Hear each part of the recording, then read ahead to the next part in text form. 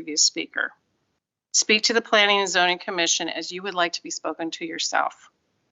Do not address applicants or other audience members directly, and make your comments at the podium and direct it to the chairperson and the Planning and Zoning Commission itself. I would like to remind everyone present that the City of Casper Planning and Zoning Commission is a volunteer body composed of members of the Casper community appointed by the Casper City Council. The commission acts as a quasi-judicial panel, making final decisions on some items and recommendations to the City Council on others, as dictated by law. The commission may only consider evidence about any case as it relates to the existing law. The commission cannot make or change any planning or zoning laws, regulations, policies, or guidelines. I'd like to acknowledge that there are 6 commissioners present. The only one not being present is Chairman Beeson. All right, Beamer. And he's been gone for 2 meetings, so. The next item on the agenda is consideration of the minutes from the Planning and Zoning Commission meeting held on October 9th, 2025. Are there any additions or corrections? Okay, the chair calls for a motion to approve the minutes of the October 9th, 2025 Planning and Zoning Commission meeting. I so move. Commissioner Klochek. Commissioner Eskew. Having a motion, is there any discussion? Being no discussion, we'll now vote. Are there any absentees or all votes? Please record your vote. Are we electronic or we just thumbs up? Just one. You only get one thumb. With all members voting aye, the motion carries. Okay. Public hearings. Next will be the scheduled public hearings. Before we get started, just a reminder to all this evening's applicants that it takes 4 affirmative votes to pass any item, regardless of the number of commissioners present. If any applicants would like to postpone their case in anticipation of the possibility of more commissioners being present next month, then I'd ask you to speak up when your case is announced. Case number 1.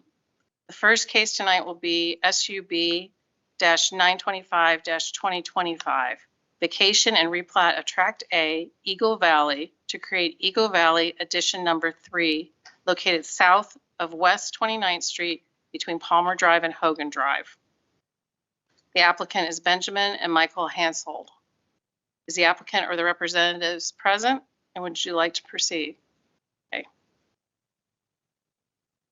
If you come forward, can we please get the staff's report at this time? Thank you, Madam Vice Chair. Application has been submitted for a vacation and replat of Tract A, Eagle Valley subdivision, to create the Eagle Valley Addition Number 3. The purpose of the vacation and replat is to create 2 additional lots at the north end of Tract A, adjacent to West 29th Street. Proposed Lot 1 is approximately 0.33 acres in size, and proposed Lot 2 is approximately 0.40 acres. As a result, Tract A is being reduced to 4.19 acres. The subject property is zoned R3, which is 1 to 4 unit residential, and both new lots and Tract A exceed the minimum 4,000 square foot lot size requirement. Access to both proposed lots will be via West 29th Street.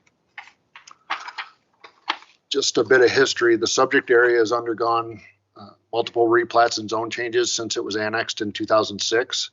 The area was initially developed under PUD, Planning and Development Zoning.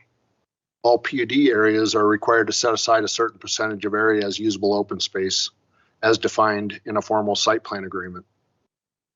The subject area was initially designated as the required open space for the PUD.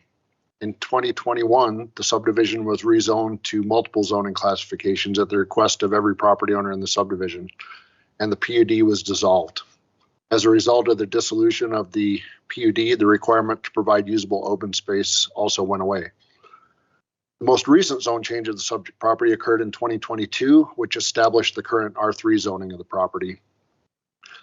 Any property owner that owned the property prior to 21, when the subject property was zoned PUD, correctly assumed that the subject area would remain open space. However, every property owner located within the PUD at the time of the 2021 zone change signed the rezone application, agreeing to dissolve the PUD, thereby removing the requirement to maintain Tract A as usable open space. Any property owner who purchased their property after 2021 zone change should not have had any expectation that Tract A would remain as open space with the exception of the 50-foot drainage easement, which cannot be built upon. As mentioned, a 50-foot drainage easement traverses Tract A. A drainage study was approved when the area was initially developed in 2006. The city engineer has reviewed said study and found that all development and design assumptions in the original study are still valid. Further, the city engineer has determined that the addition of the 2 proposed lots will not have a negative impact on stormwater or drainage, in that the existing drainage improvements and easement were sufficiently sized in the initial design. Did want to mention we do have the city engineer here tonight. If there are any questions that require his assistance, he's more than happy to come up. I would note that there's no recommended conditions of approval. That's not to preclude the commission from attaching conditions of approval if you wish. And I do have 14 exhibits to enter into the record. A is the application for a plat. B, public notice sent to the property owners within 300 feet. C, legal notice sent to the Star Tribune. D, photo of the public notice sign on the property. E, memo to the chairperson, members of the Planning and Zoning Commission. F, letter of opposition from neighbor at 3005 Palmer. G, letter of opposition from neighbor at 2914 Palmer. H, letter of request from the neighbor at 2949 Palmer. I, letter of opposition from the neighbor at 2949 Palmer. J, letter of opposition from the neighbor at 2922 Palmer. K, letter of opposition from the neighbor at 2816 Nicholas. L, letter of opposition from the neighbor at 2930 Palmer. M, letter of opposition from the neighbor at 2941 Palmer Drive. And N, letter of opposition from the Wolds. And with that, I conclude our staff report, and I'd be happy to answer any questions. Thank you for the report, and the exhibitions are noted. Does anyone on the commission have any preliminary questions for the staff about the report? Mr. Hunter? There were multiple comments in the letters from the property owners that the map that they received and the map we received are different. Can you comment on that? Madam Chair, this is the map that was sent out with the letter. The purpose of the letter is to let people know what's going on. It's not to provide, we're unable to provide all information, copies of the plat. The plat changes through the process as staff reviews it. So it would be not easy or well thought to put bad information out there that's not going to be at the final decision of the Planning and Zoning Commission. So this map meets the legal requirement for required to send to the property owners. That's what was sent. And what the letter does is basically gives the property owners notice that something's going on and invites them to reach out to us, which they did, and obtain more information. Thank you. Did that answer your question? Okay. Any other questions? Mr. Elliston? Mr. Collins, does the drainage from this area go into a culvert underneath Nicholas Drive? That's something that maybe Alex would have to answer, but. Yeah, I would prefer Alex address the drainage. Okay.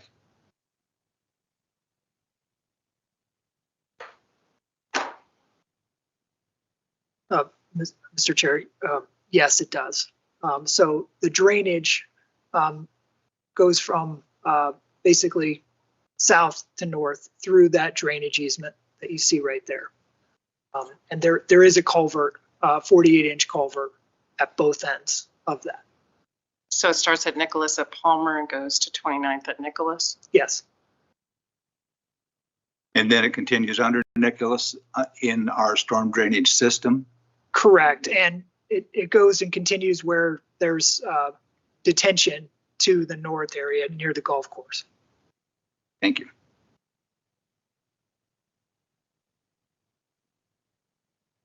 You have a question? Commissioner Hutchinson? I have a question for you.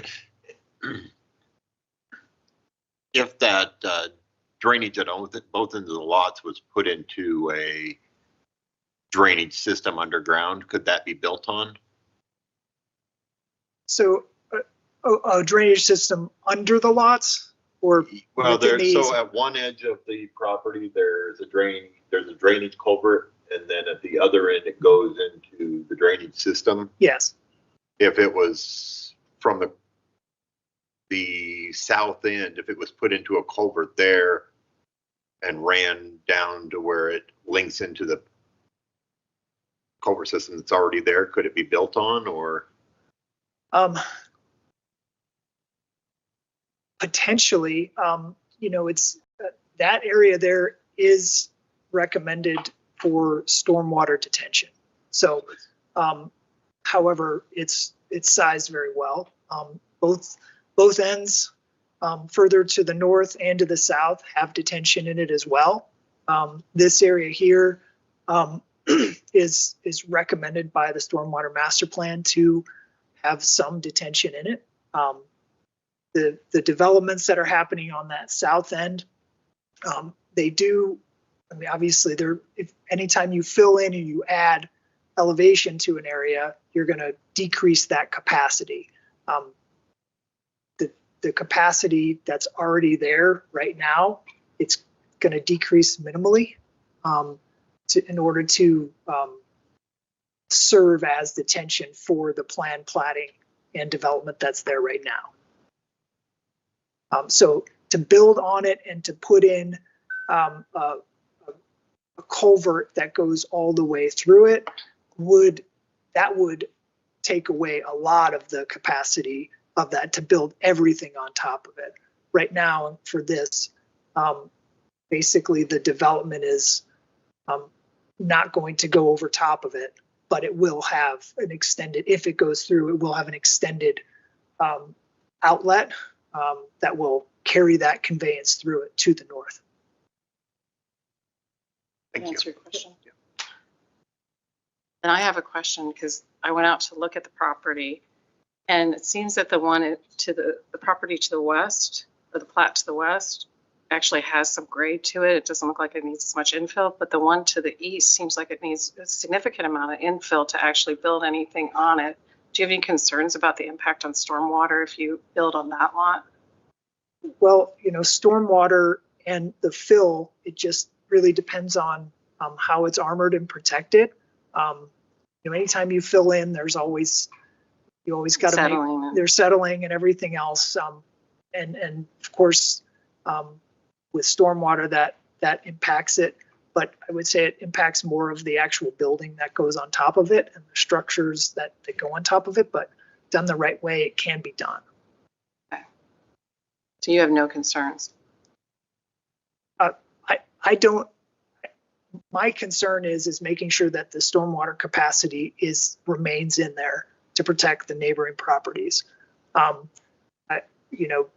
order for the development to occur, as long as it's done the right way, I would have no concerns. And if it was done the wrong way? If it's done the wrong way, yes, I would have concerns. Okay. But again, we're considering that if it gets developed the right way and it fills in properly, everything's protected and the stormwater capacity can remain with the same conveyance, I don't have as many concerns. Not to be a glass half empty, if something was to go wrong with the construction of that, what would be the remediation, or what would be the city or the developer would have to take in order to ensure that any concerns were? So worst case scenario, what Are would you- have to are you- happen? the worst case, if you're referring to like the construction of the actual lot, Mhm. my department doesn't oversee that construction Right. in particular. We would see anything that affects any type of stormwater conveyance and anything that affects that easement or the right of way. So if you saw a concern after the construction, then you just have to work with the developer to remediate it. we would, yeah. Okay. The different departments would, yes. But what we would oversee is anything that affects that easement and the impact of the stormwater in the right of way. Okay. Mr. Allison? Would I be correct in understanding that the foundation would have to have a soils analysis and engineered drawings prior to construction on the property? Correct. Okay, thank you. Thank you. Thank you. Don't go far. Next, I would ask that the applicant and/or their authorized representative come forward to the microphone. Please state your name and your address for the record and explain your application to the commission. Well, first of all, my name is Ben Hansel. I live at 128 East 27th Street. And I'd like to thank the commission for hearing me and hearing our case tonight. My wife, Michael, is in the audience, and she's also my wife and the co-applicant for this. Do I have the floor, I guess? You have the floor. Okay, so I'm here to speak in favor of this. That's why we put this forward. And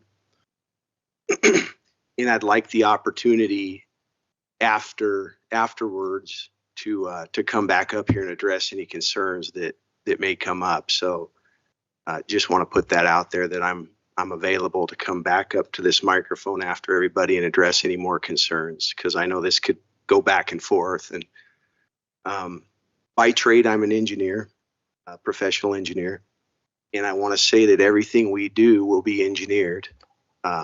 We've worked with Alex and his city people extensively on Eagle Valley, which is the south part of that development, Eagle Valley number 1, Eagle Valley number 2.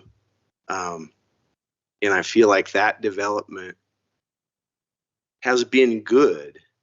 And I think that most of the people in this room that come up here would agree with that.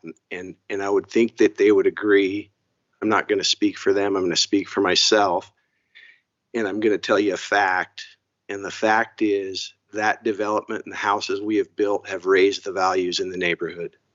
So I'm putting that on public record. I don't have any drainage concerns. Just to address the drainage, I know a lot of people in the lower neighborhood have had drainage concerns with the lower neighborhood, which was done well before we started or even bought land over here. And a lot of those concerns were theirs, and so they have deep-rooted concerns about drainage. But nothing we're doing on these 2 lots will affect the drainage down lower. Nothing we do will affect it. And I want to clarify what we're doing, because the map that was sent out was that gray piece that maybe Mr. Collins could pull that back up. So that's what was sent out, and it didn't specifically say all we're trying to do is create these 2 lots on 29th Street. And that's all we're trying to do. There's already street frontage there. There's already utilities stubbed out behind the street. There's water, sewer, storm sewer, gas, electricity, and communications.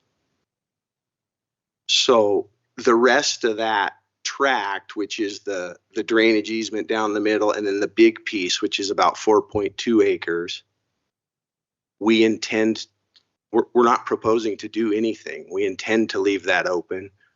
We intend for that to be our open space.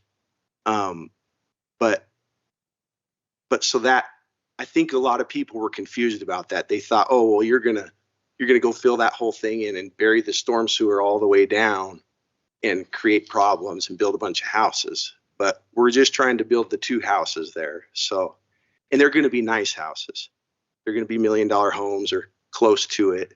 And they're going to raise the value. They're not going to lower the value in the neighborhood. They will raise it. I promise. Promises are tough.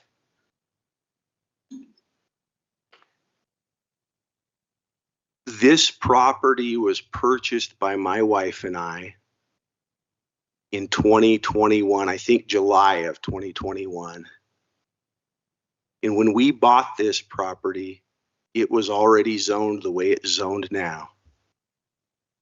And we were promised when we bought it that we could develop it, because it's in a development. It's in a subdivision in the city limits of the city of Casper. So I want to put that out there. That was the promise made to us when we bought it and paid our money that we worked hard for to do it.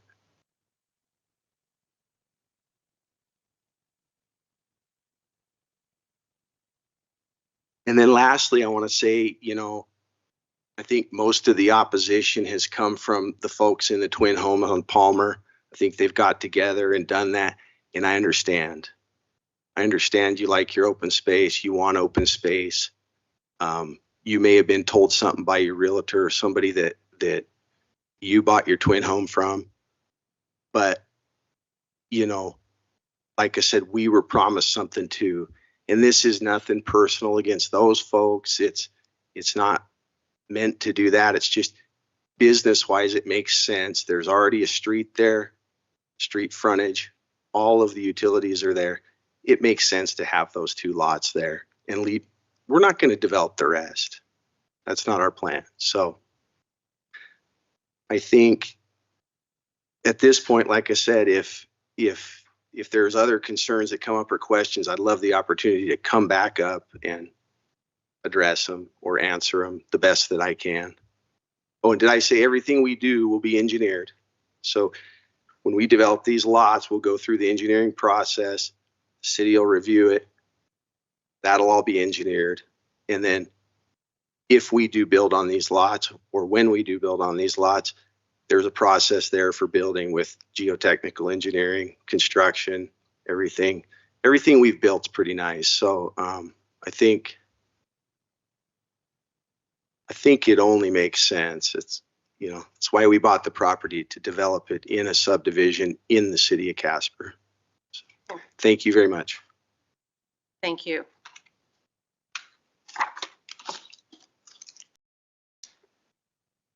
At this time, I'll ask the applicant if you are aware of and understand the recommendation conditions, if there are any staff recommendations. Could you repeat that?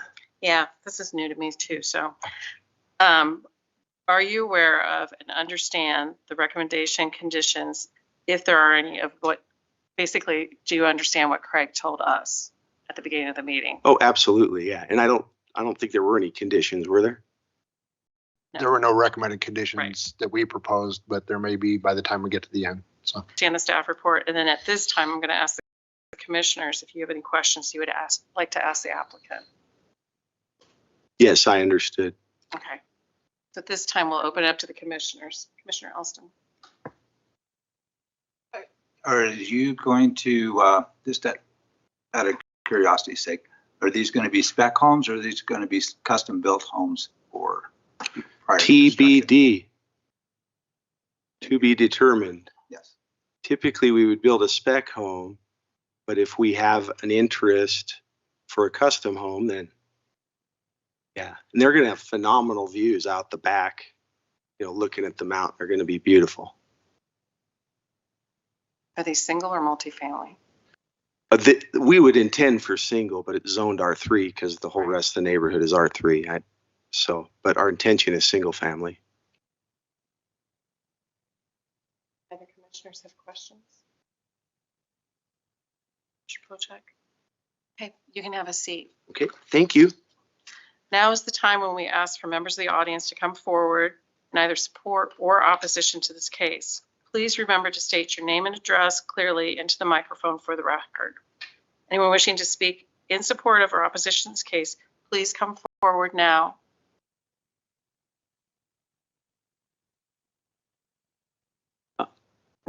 Colby Frontier, I live at 1231 30th Street. I speak in favor of this, mostly because it doesn't really seem like much of a change. It's already zoned a residential. The homes in the neighborhood are really, really pretty. And I've been in the homes that have been built by Mr. Hansel, and they look really nice. The quality seems good. I've talked with contractors that have worked for him. He's very particular and he won't accept it if it's not done right. They said that he was very particular about how the quality came across. I think there's kind of 3 main pillars that I pay attention to when I hear things like this and I hear about opposition. The first is that who is this person? Are they local?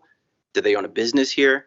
Did they grow up here? Are they familiar with the community? Is there interest to grow the community or to take money from the community? Mr. Hansel kind of checks all those boxes. He's born and raised here. He's 2nd generation business owner. He employs locals. He owns a business. He produces good work from my experience. The second is, does it help the community?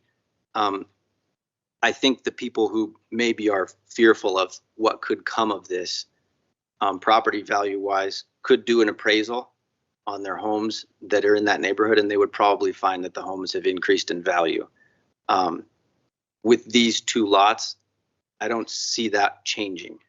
You know, there's still going to be 4-point-something acres that do have the open space. We're talking about 0.7 acres divided by 2 lots. I think, you know, it just seems like this would be a good thing for the community. I definitely think $2 million homes or even $800,000 homes sitting right there would be a good thing for the other homes rather than prairie. You know, you can't comp a chunk of prairie for a home value. That seems like it would be odd. And lastly, there's already a street there, and the utilities and everything are prepped. It seems like that was probably in the plans from the get-go. To me, it does seem like a logical choice, and I like to see the homes going up in that neighborhood because they are pretty. And so, you know, in short, I'm in favor of it. I think the concerns are fair, but I think to address them, an open-minded person would probably say, yeah, you know, I could go get an appraisal on my home and it probably will come back higher, and it will probably continue to do so for the nature of this subdivision until it's done. That's really all I have. Thank you. Mhm. Anyone else wish to speak to the council? Yes.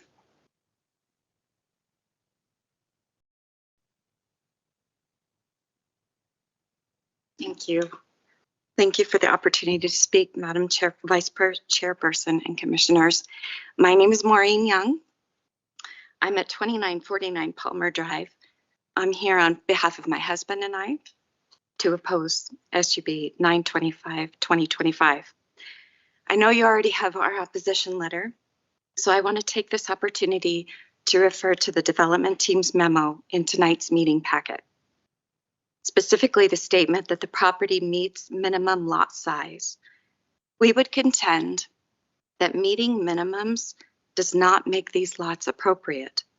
The steep embankments, the extreme amount of fill dirt, the retaining walls, it all concerns us to make that might make the area unsafe. As I learned through this process, and you already know this, drainage easement is not just a line on a plat. It's an active stormwater corridor that must remain clear for runoff and allow city crews access for maintenance.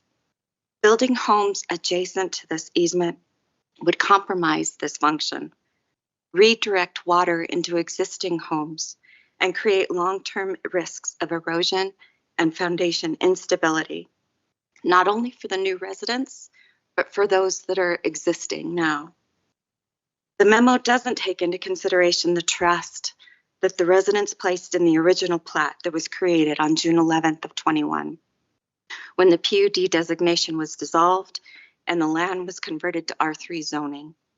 This change allowed Becker Construction, the prior developer, to move forward with building twin homes on adjacent parcels and keep 4.92 acres of open space. The residents that purchased their properties at that time knew that single family or twin homes were going to be built along Palmer and along Hogan, not along 29th. This expectation was a fundamental part of the neighborhood's character and the assurances given at the time of purchasing our properties. I realized we were depending on the good faith assurances and expertise of the realtors who were relying on that original plat map. But that's something we have come to depend on in Wyoming, neighbors trusting neighbors. This nearly 5-acre tract is assessed at $240, resulting in an annual tax bill of $17.06. That's because it's treated as stormwater drainage.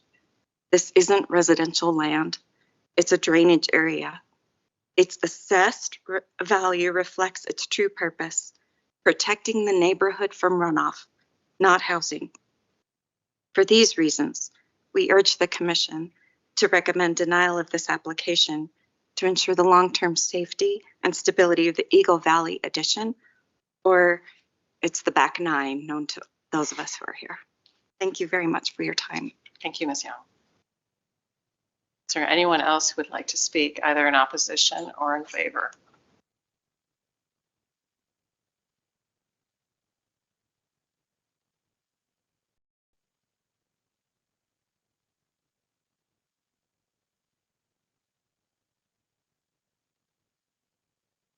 Good evening. My name is Brian Ivazian. My wife and I reside at 2941 Palmer. So we're on the east side of the proposed development. We bought our house 2 years ago by saying they're beautiful, well-built homes. I have no problem with that. Our house was built on a cut into the ridge to the east. And I've been trained as an earth scientist. And water is one of those unpredictable things. So we have like an 7, 8 foot high retaining wall in our back. And I said, okay, what's to keep water from coming into our backyard and basement?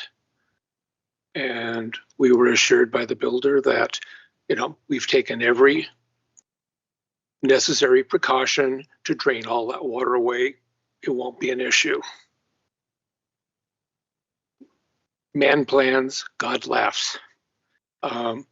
Water found its way,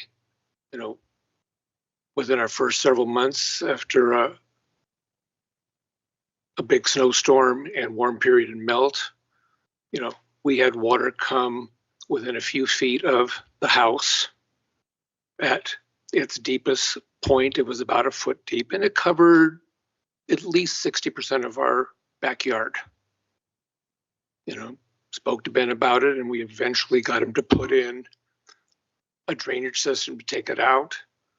One of the issues we had there, that there wasn't much of a grade from the backyard to the curb to get that water out. But my concern is anybody can say, we're going to do all the engineering possible, but we can't know what's underground and we can't know how things move. That, excuse me, north end of the drainage system, especially the eastern lot, I haven't measured it, but it looks like there's probably close to 40 feet from the street level down to the bottom of where they'd have to start filling. And if you fill that, packed it, Ben's done a very nice job of, building his houses with caissons to provide a stable foundation. So 40 feet down to existing grade, but that water is, or that point on that grade down there is sediments and it's often waterlogged. I have concerns about stability, and I have concerns about what water may do. If I owned a home over there, well, I wouldn't. I'd be scared to death of what water issues may arise. So you have my other comments, but that's a big concern about trying to build a $1 million home on, a well-engineered and well implemented design to build a solid foundation, but it's a steep slope. It's a great height from existing grade to where it wants to be. To me, that's scary. And as a potential homeowner, I wouldn't touch it. So again, nothing against Ben's design and construction. We love our home. But there was a promise that water wouldn't be an issue. Turns out it did it. I don't blame him for that, and he eventually got around to fixing it, but we don't know those things. Water is tricky. Thank you. Thank you. Is there anyone else who would like to speak, either in support or in opposition? Sir.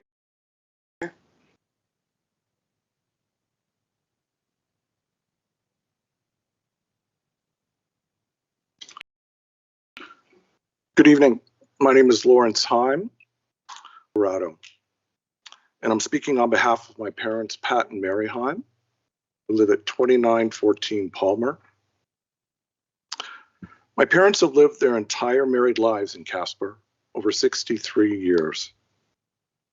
They picked the twin home in lot 24, which is next to the tract change that's proposed tonight, specifically because of its situation and to be their final home together.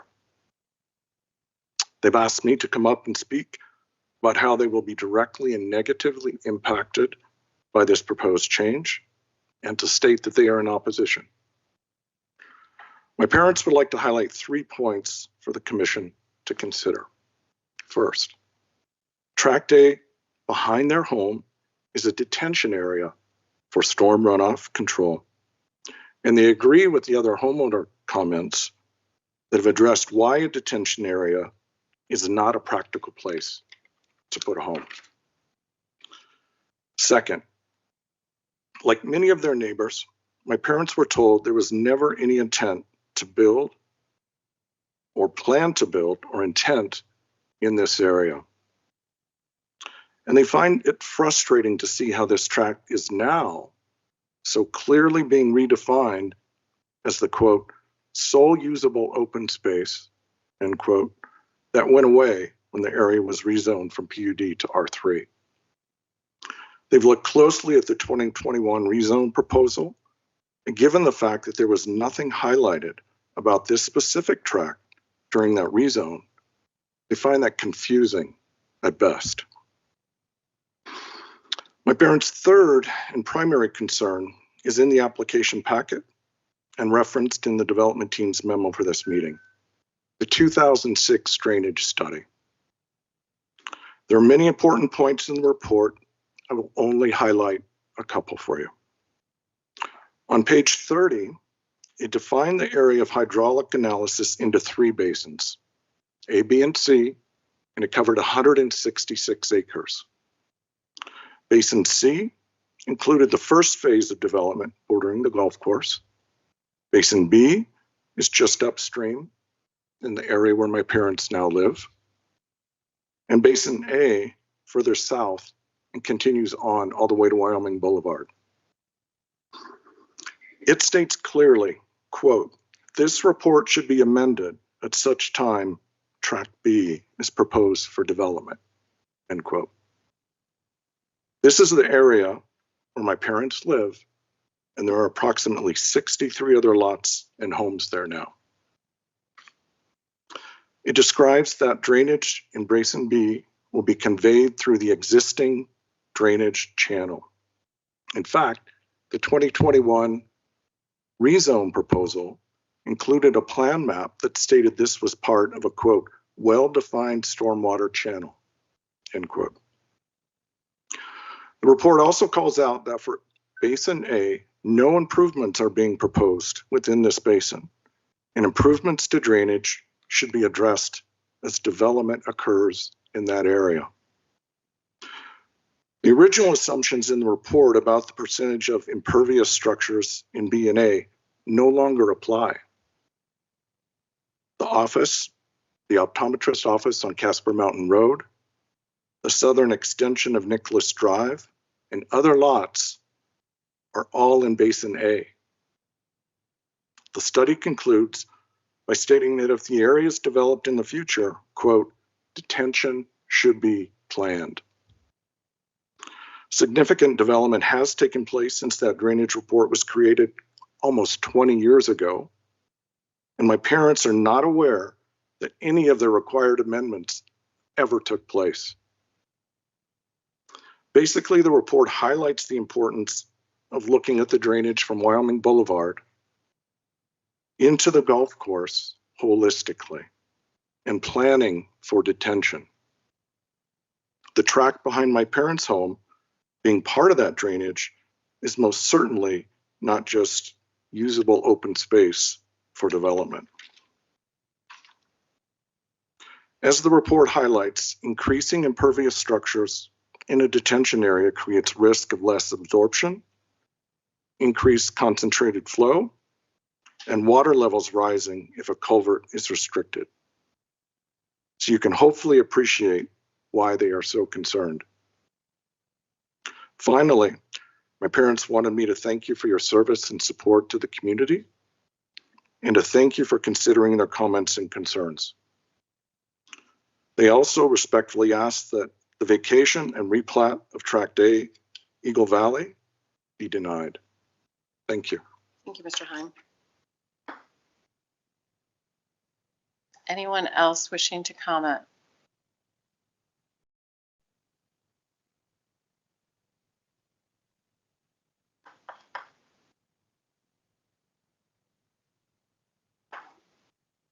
Mr. Hansel, would you like to come up for final comments?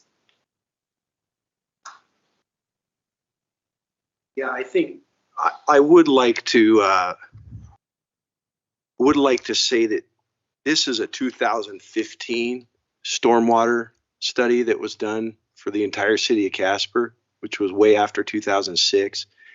And the recommendations in it, we would absolutely be following with this area. And one of the recommendations in this stormwater plan was to add a 12-inch restrictor plate on the storm sewer, so that in the event we had a water event, we could detain water, not let it flow, but detain it. So I think the definition of detention needs to be studied. Secondly, when I say that, what I want to say is that detention pond or open space is neither. When I bought that property, I didn't buy a detention pond and I didn't buy open space. I bought it after whatever happened earlier. It was already zoned the way it was. I was promised that it was for sale for development. So that's what I want to say.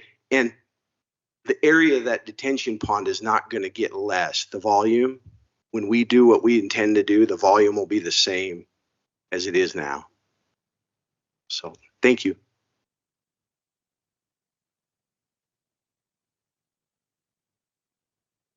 Seeing nobody else wishing to speak on this case, Chair hereby closes the public comment portion of the public hearing and calls for a motion to either approve with conditions, deny, table, or postpone to a certain date.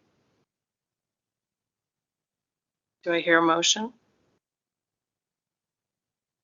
Commissioner Polchak? No.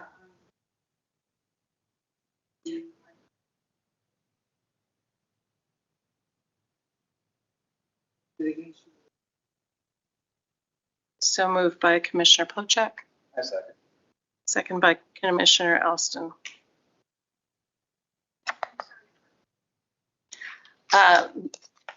Commissioner Polchak moved to approve. It was seconded by Commissioner Elston. I have a motion, a second. Is there any discussion? Commissioner Elston?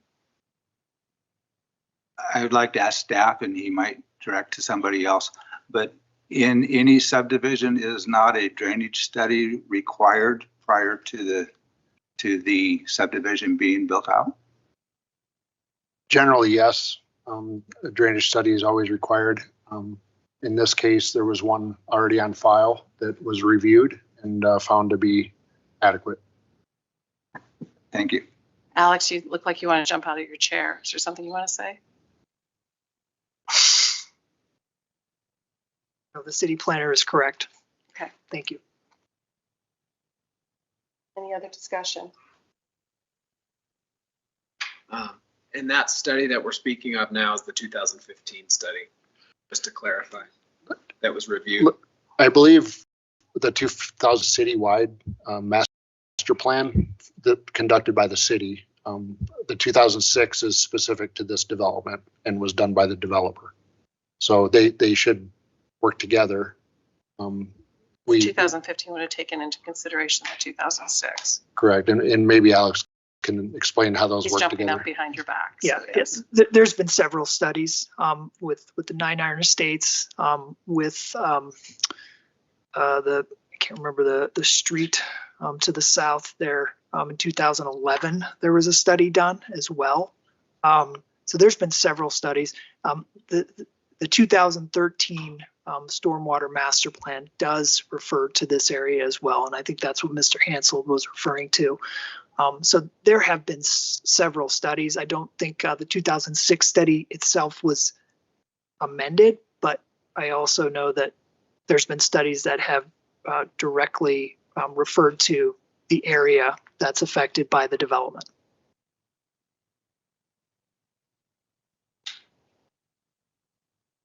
Any further discussion? Commissioner Hunter? Are there two, so I'm looking at this map that we have, but I have it zoomed out, and I'm looking at lot 29 and lot 30. Are these lots already built on?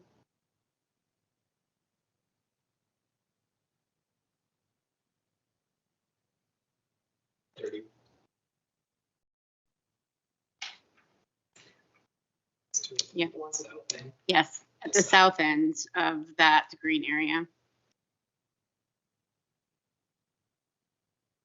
Off this map. You're talking the corner Nicholas and Palmer? Yes, I believe. Is that right? South, heading toward the Yeah. mountain. Yeah, I mean, they would Nicholas be and Palmer. basically like the twin, I mean, like the exact opposites. They are not built on. But you do own those lots and you plan to build on those lots. So basically, they would parallel the ones that Yeah. were under consideration today. They sit parallel to them. They're parallel to the storm drain, Right. And they're opposite. opposite the base of. Okay. And have you, or are you planning to build on those? Yes. Okay.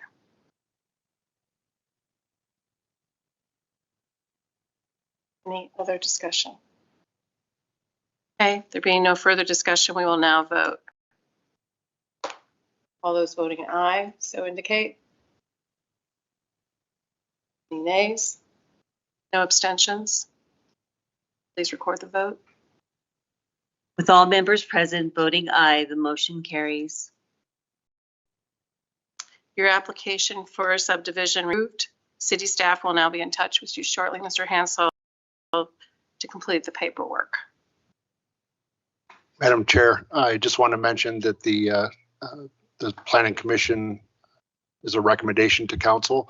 And I just wanted to mention that it will go to council. to council. It will not be a public hearing, however. It'll be on the consent agenda. Right. Staff will be in touch with you. We do appreciate everyone's comments and everything that was submitted. So now we will move to case number 2. The second public hearing tonight will be for SUB 941-2025 and ZOC 944-2025, creation of the Valley Hills Edition number 3, located at 2250 Mariposa Boulevard, and zone change of said subdivision to R2. The applicant is Skyline Construction LLC. Is the applicant or the representative present, and do you wish to proceed? Okay. Come forward. Although these are 2 separate cases and will be voted on separately, the staff report will cover both. Can we please get the could you please hold your comments until you're in the hall? And if anybody needs to leave, they're welcome to do it at this time. Craig, would you like to go ahead? Absolutely. Thank you, Madam Chair. Application has been made for plat approval of the Valley Hills Edition number 3, consisting of a single 1.05 acre lot located at 2250 Mariposa Boulevard. Valley Hills Edition number 3 is a consolidation of multiple parcels, including a replat of a portion of lot 1075 and tract 5, Valley Hills number 2, and 2 adjacent unplatted properties, including a portion of the vacated Riverview Edition and a vacated power line right-of-way.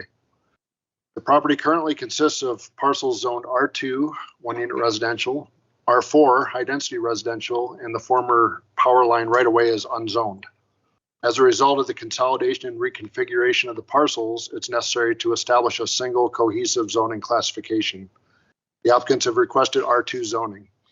All uses in the area are residential. A residential structure is currently under construction on the subject property.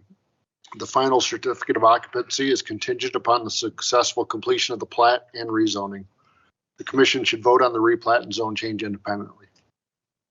Section 1712-170 of the municipal code provides guidance on zone change requests and requires that staff provide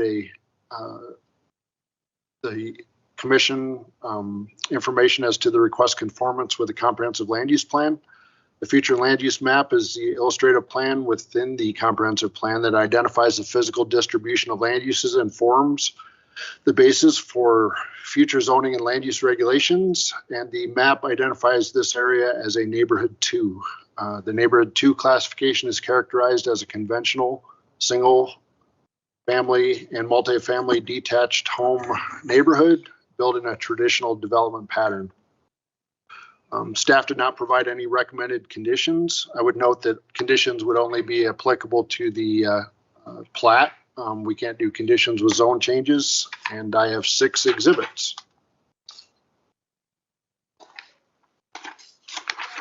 A is the application for a plat. B, application for a zone change. C, public notice letter sent to property owners. D, legal notice sent to the Star Tribune. E, photo of the public notice sign on the property. And F, memo to the chairman and members of the Planning and Zoning Commission. And we did not receive any public comments on this case. If you have any questions, I'd be happy to try to answer. Okay, thank you for the report, and the exhibits are noted. Does anyone on the commission have any preliminary questions for the staff about this report? Yeah, you stated that there is a residential structure currently under construction on this property? I know the building permit has been issued. And I know there's work occurring. I'm not sure how far they've gotten. Yes, yeah. Thank you. Any other questions for Craig? On the easement that goes through, will that be the access to the property, or will it go from Mariposa? This map might be the easiest to tell where the multiple parcels. There's 1, 2, 3, 4 parcels, and the easement is the uncolored portion within that blue line. So when the plat is completed, assuming it passes, it's going to all become one large parcel. So the frontage will be on Mariposa Boulevard, and that'll be the access. So all those distinct parcels will go away, and it'll be all just one large parcel. And how large will the parcel be? Let's see if I can. Spitball that one. 1.05 acres. All right. Any other staff questions? Okay, then I'd like the applicant and their authorized representative to state your name and address for the record and explain your application to this commission.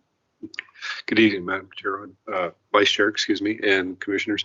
I'm Sean Gustafson with ECS Engineers, representing Skyline Builders here this evening. I'll also mention that Leslie Bauer from Skyline is here, but if you prefer that I spoke to you here this evening.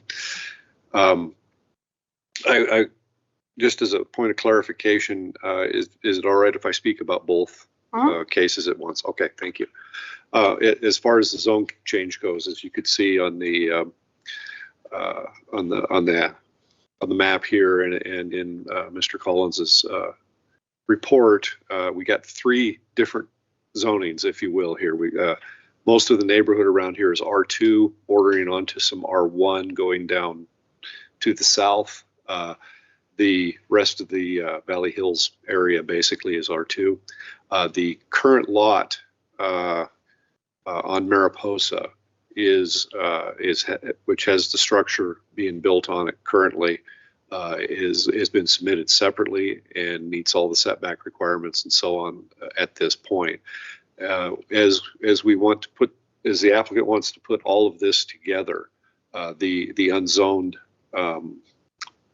abandoned power easement, of course, is a problem.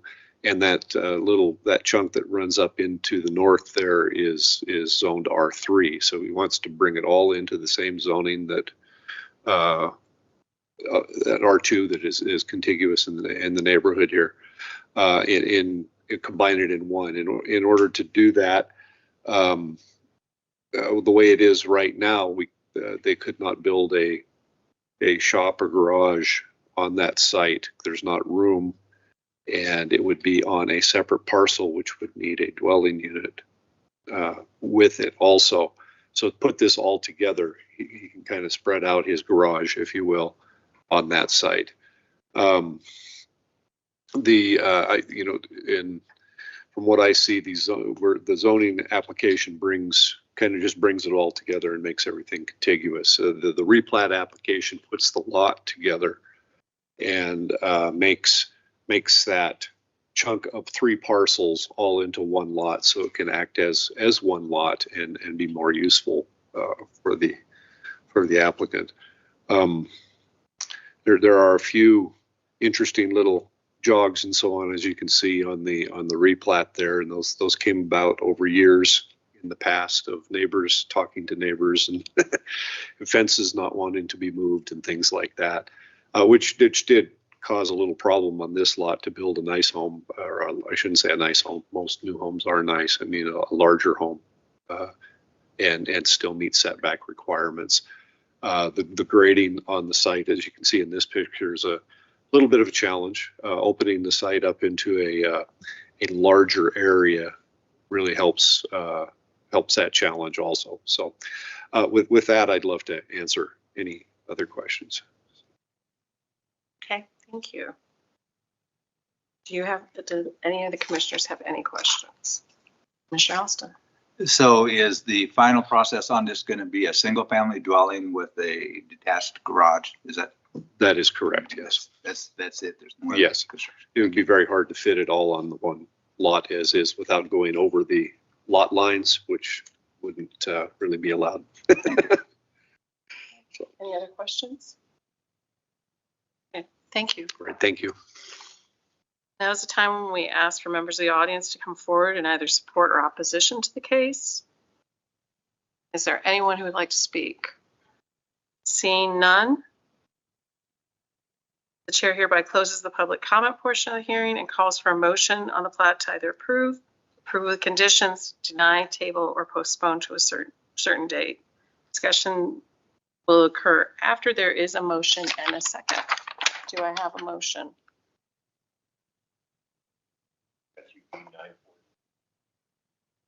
Motion to approve from Commissioner Hutchinson. Do I have a second?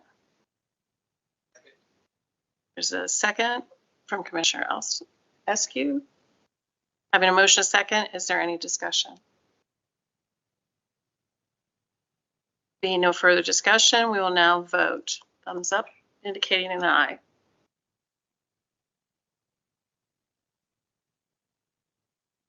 Okay. With all members voting aye, the motion carries. Okay, your application for the subdivision replat has been approved. City staff will be in touch with you shortly to complete the paperwork. Now the chair calls on a motion of the zoning request to approve, deny, table, or postpone to a certain date. Is there any discussion on that? Or wait, no, first I need a motion. This is on the zoning. I make a motion. Okay, we have a motion to approve from Commissioner Alston. A second from Commissioner Hunter. Having a motion a second, is there any discussion? Okay, seeing no discussion, we will now vote. Can you please record the vote? With all members voting aye, the motion carries. Okay, so your application for rezoning request has been approved. City staff will be in touch with you about that paperwork as well. Okay, we'll now move on to special issues. Didn't have any, so we'll move on to the next agenda, which is communications. So any communications from the commission? Right, anything from the community development director? Nothing tonight. Okay. Anything from the council liaison? Mr. McIntosh, Mr. Vice Mayor. How are you guys? It's been a while since I've been here. Too many things going on. Us right? too. 2 whole months. Yes. I just want to thank the public that already left for their involvement. It's always good to hear from the public on these things, whether they like the outcome or not, but at least they participate, and that's one thing that we need more of in this city. So, and then I want to thank all of you guys for your service. Another year under your belt. So we appreciate everything that you do. The council appreciates all your hard work, and want to wish everybody a Merry Christmas and a Happy New Year. So Thank you. thank as you for well. all you do. Now the chair calls for communications from the Old Yellowstone District Liaison.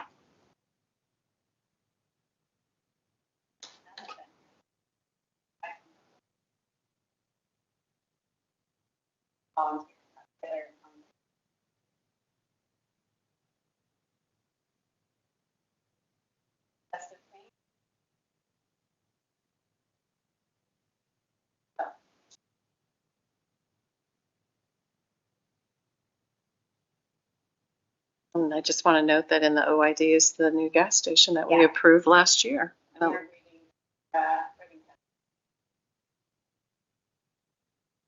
Much better than what was there before. All right, the chair calls for communications from anyone else present.